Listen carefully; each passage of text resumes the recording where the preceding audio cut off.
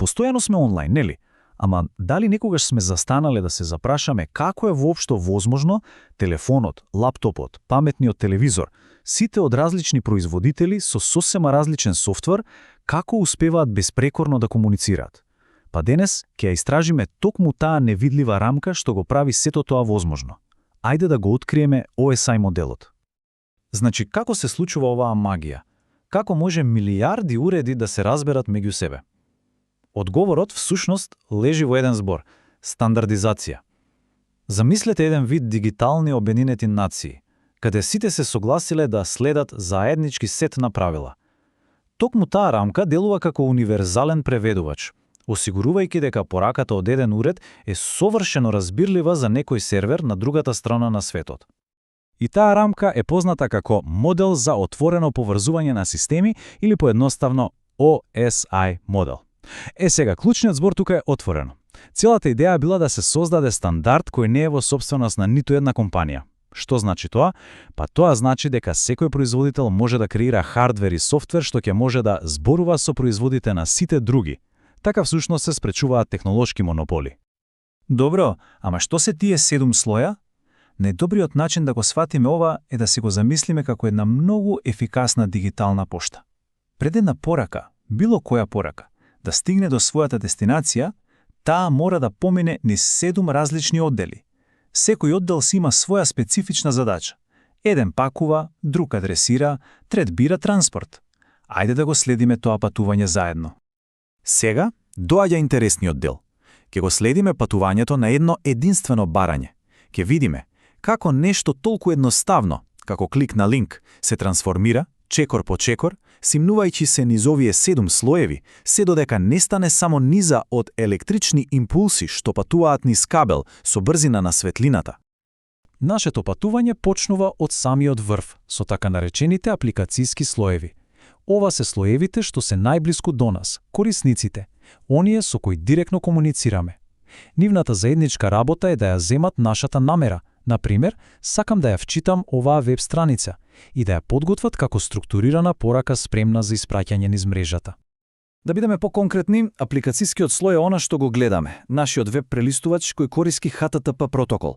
Веднаш под него, презентацијскиот слој работи како преведувач, ги форматира податоците во универзален формат и се справува со енкрипцијата. И на крај, сесискиот слој го отвора и управува со комуникацијскиот канал, нешто како воспоставување на телефонски повик пред воопшто да почне разговорот. И тука се случува нешто навистина клучно. Процес што се вика енкапсулација. Замислете го вака. Секој слој ги става податоците во нов дигитален плик и на него додава своји инструкции. Како што пакетот се движи надолу низ слоевите, тој станува се поголем, со се повеќе и повеќе пликови околу оригиналната порака. Добро, пораката ни е спакувана. Кој е следниот логичен чекор? Па да одлучиме како ќе биде испратена. И тука влегуваме во транспортниот слој, односно слој 4. Овде мора да се направи еден многу важен избор. Избор помеѓу сигурност и брзина. Многу слично како кога бираме помеѓу препорачена пошта со следење и обична разгледница. Овде имаме две главни опции. Од една страна е TCP. Замислете го како сигурен камион за достава. Тој проверува дали секој дел од податоците пристигнал точно, како што треба, што е апсолутно клучно за веб страници или e-пошта. Од другата страна пак е UDP. Тој е како брз дрон. Нема гаранции, но е многу побрз, што го прави идеален за стриминг или видеоповици, каде што некој пропуштен дел не е толку важен колку што е брзината во реално време. Во ред, го избравме нашиот куриер. Но, каде точно оди пакетот? Исто како и во реалниот свет, не е доволна само една адреса. Потребни ни се и адреса на улицата и точно име на примачот. Токму тоа е работата на слоевите 3 и 2. Тие се нашиот дигитален поштар. Прво, мрежниот слој, или слој 3, ја додава IP адресата.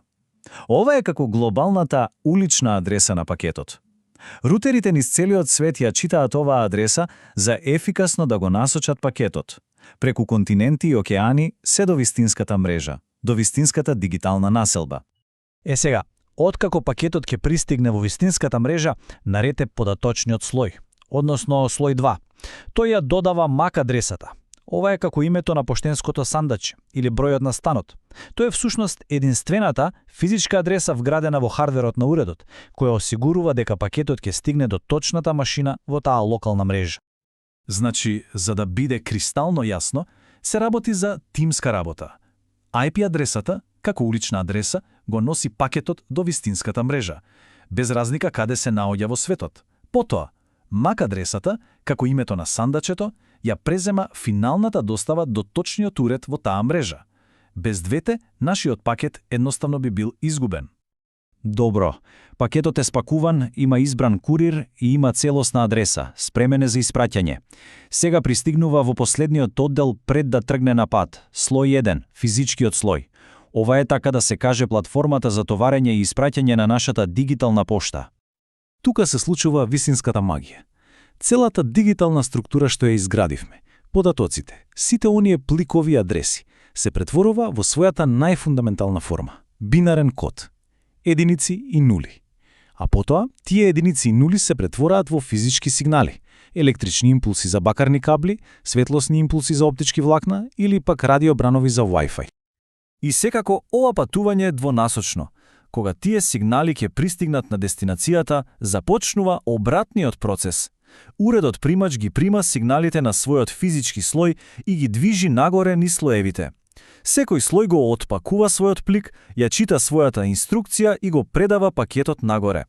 Овој процес на отпакување се нарекува декапсулација. И на крајот, на самиот врв, остануваат само оригиналните чисти податоци. И ете, тоа е целото патување. Од една абстрактна идеја во апликација до физички импулси на жица и повторно назад. Овој елегантен, 7-слоен модел е невидливиот херој кој го возможува нашиот поврзан свет.